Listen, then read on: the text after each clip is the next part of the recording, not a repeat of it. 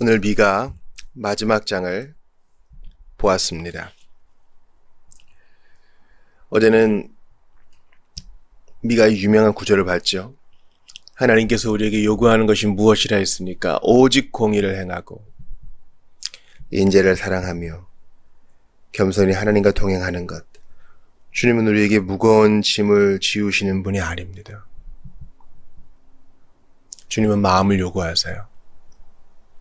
그래서 하나님이 얼마나 답답하시면 산들을, 언덕들을 소환에다가 물으시지 않습니까? 내가 잘못한 게 있느냐? 내가 사람들을 억압한 적이 있느냐? 왜 저들은 저러느냐?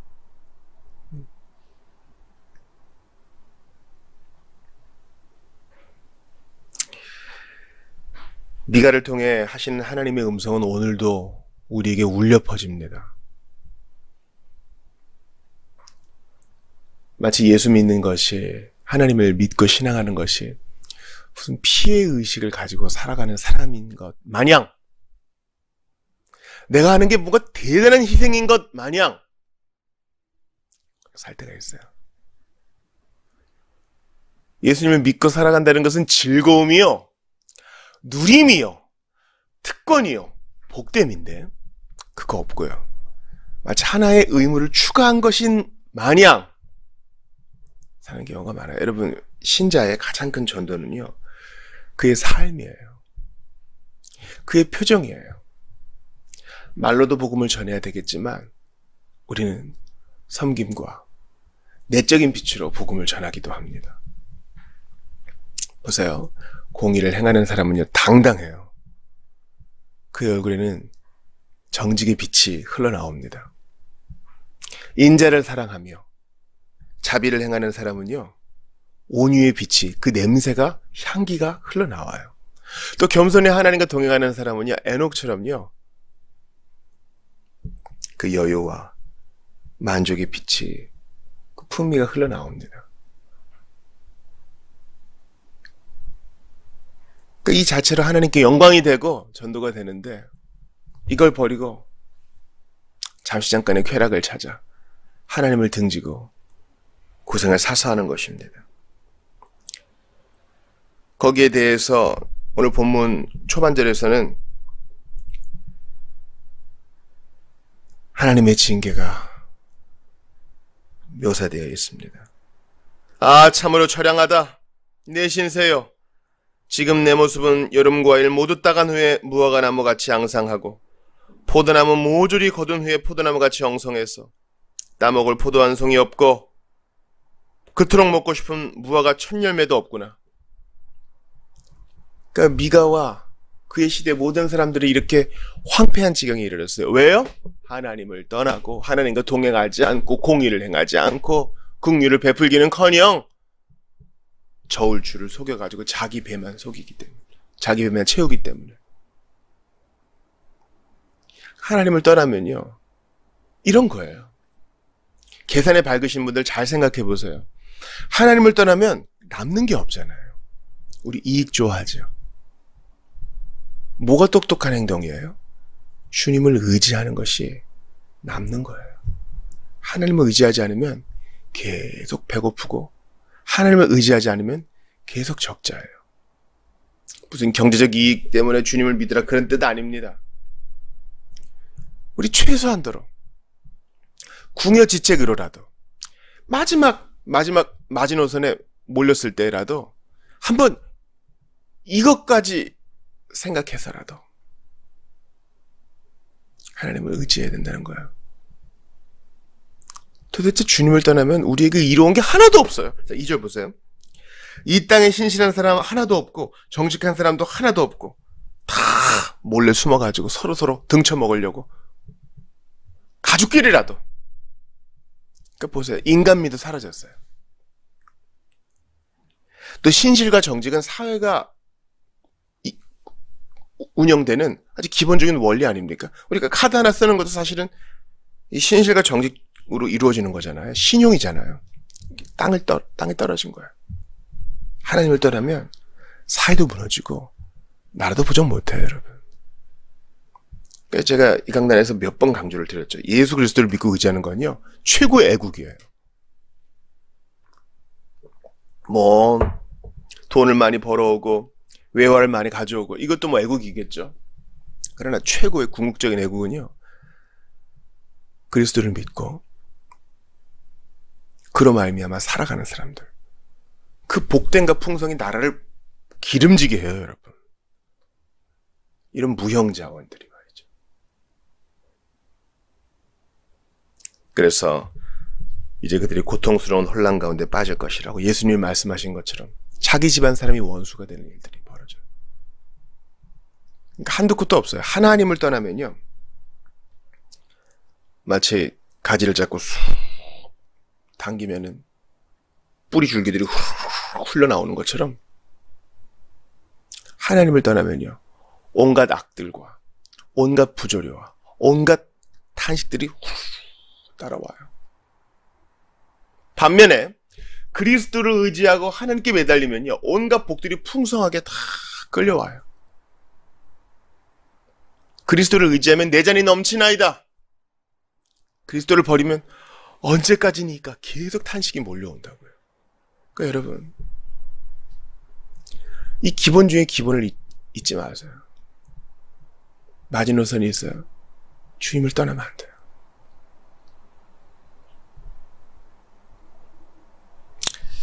이사야 선지자가 그러죠. 매를 맞고 터졌는데도 돌아올 생각을 안 하는 이스라엘 백성들.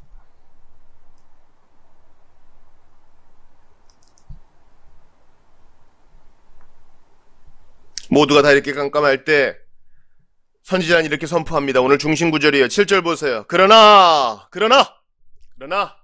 나는 오직 주만 바라보고 나를 구원하시는 하나님께 내 모든 소망을 둘 것이니 진실로 나의 하나님께서 내 기도 들으시고 내게 응답해 주실 것이다. 아멘. 이거예요. 이게 이제 우리 할 일이에요. 여러분, 2022년 달려오시느라고 정말 애쓰셨어요. 우리 성도들 너무 애쓰셨어요. 우리가 세상 살아가면서 그러나 나는 이렇게 외쳐야 될 때가 얼마나 많아요. 그러나 나는, 전반적으로 비신앙의 분위기가 팽배하잖아요. 예수님 믿는 것이 상당히 이상하게 느껴지잖아요. 그래도 그러나 나는 하나님께 내 모든 소망을 두고 주님을 바라보는 것입니다. 사람들이 뭐라고 하든, 전체적인 대세가 어떠하든, 유행과 새로운 물결이 어떠하든, 풍조가 어떠하든, 그러나 나는 하나님을 바라보고 그분께 내 모든 소망을 두고 그분을 의지하는 것입니다. 거기에 소망이 있어요. 우리가 주 안에서 미가처럼 선지자직을 공유하는 사람답게, 그러나 나는 이 정신으로 주님 부르실 때까지 살아가시는 여러분들 다 되시기 바랍니다. 예수님 보세요. 그 택했다는 12제자도 아직 멀었잖아요. 예수님께 빵 얻어먹고 병고침 당한 사람들도요, 그 무리 가운데 있었을 때 어떻게 알아요? 그 좋은 가르침을 들었던 사람들이 폭도가 되는 거 주님 혼자셨어요. 그러나 하나님이 결국 우리 예수님이 손을 들어주시지 않았습니까? 여러분도 주 안에 있는 분들이므로 그러나 나는, 반대가 있을 거예요. 이 그러나 나는의 정신으로 사세요. 우리가 주일에 사도행전 19장 봤잖아요. 바울이 회당에 들어가고 할 때마다 환영만 받지 않았죠. 반대자들이 있고 핍박자들이 있고 욕하는 사람들이 있고 쫓아내는 사람들이 있고. 그래도 바울은 그러나 나는으로 계속 두드려요. 이제 할 만큼 했다 하지 않고 그러나 나는. 여러분도 그러셔야 돼요. 여러분도 그러셔야 돼요. 당장 눈앞에 보이는 결론, 그 결과에 연연하지 말고 우리 할 일을 주 안에서 선지자직을 공유하는 사람으로서 말씀 전하고 말씀대로 사는 거예요. 오늘의 또 다른 핵심 구절은요, 미가가 자신의 이름을 인용하면서 이렇게 말합니다. 18절이에요. 오 주여, 주님 같으신 하나님이 온 천지에 또 어디 있겠습니까? 참으로 주께서는 주의 백성의 죄악을 용서해 주시고 주의 소유의 남은 백성의 허물을 사해 주시며 또한 주의 백성을 향해 항상 노여움을 품고 계시지 않으십니다. 그것은 주께서는 참으로 주의 백성을 향해 한결같은 사랑을 베푸시는 분이기 때문입니다. 선지자는 하나님의 속성을 묵상해요. 하나님이 어떠시는 분? 용서하시는 분, 사유하시는 분, 회개와 믿음으로 나오면 항상 영접해 주시는 분, 또 과거를 회상하잖아요. 하나님의 속성을 묵상하고 또 출애굽하게 해주시고, 길르앗과 바산에 풍요로운 곡창지대를 주시고 풍성한 초원을 주신 분, 이제 그 일을 다시 회복시켜달라고 기도해요. 미가는요, 사람들은 안 봐요. 국제정세 안 봐요. 하나님을 봐요. 이 세상에 어떤 전문가보다도 더 정확하신 분, 하나님을 봐요. 온 우주의 창조자여 주관자, 하나님을 봐요. 그분의 속성을 생각해요.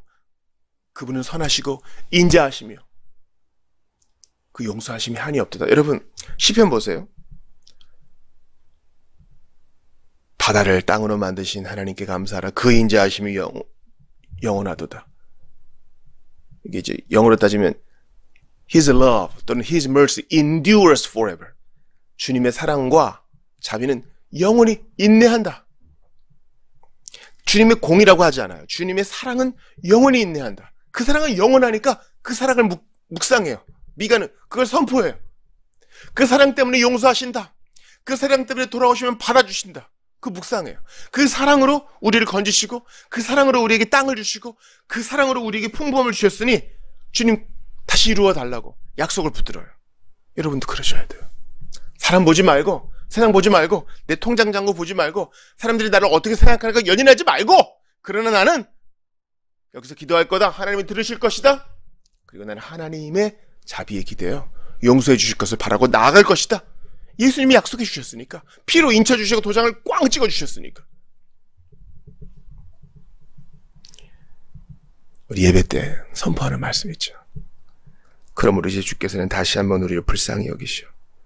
우리의 모든 죄악을 발로 짓밟으실 것이고, 우리의 모든 허물을 바닷속 깊은 곳에 모조리 던져버리실 것입니다.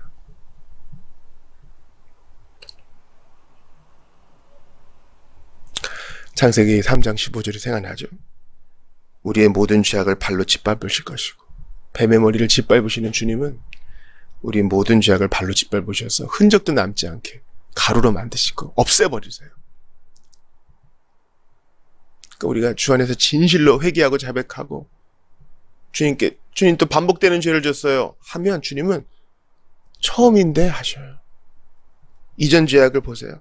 바닷속 깊은 곳에 모조리 던져버리실 것이기 때문에. 여러분, 이런 사랑이 어디 있어요?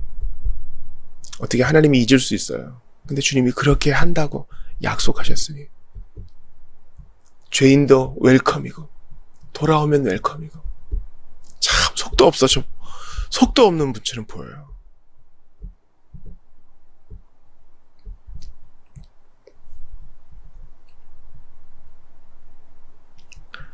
미가를 마무리하면서 하나님의 사랑을 다시 한번 생각하게 됩니다. 기억하세요.